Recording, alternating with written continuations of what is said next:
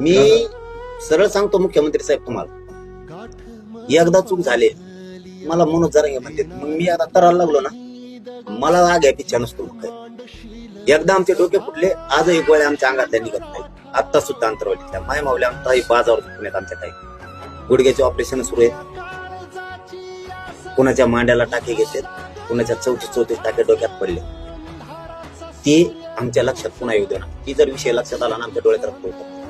कारण आईला मारलेलं तुमच्यात सुद्धा कुणीच नाही बघू शकत. आमच्या माय मावल्या मांडीवर लेकरं घेऊन बसले. साहेब ते विषय निघाला ना, माझं काळीच चिरल्यासारखं होतं. कारण बघताना आम्ही डोळ्याने बघत असं मारत होते की जनावराला मारा, दोन्ही हातानं मारत होते.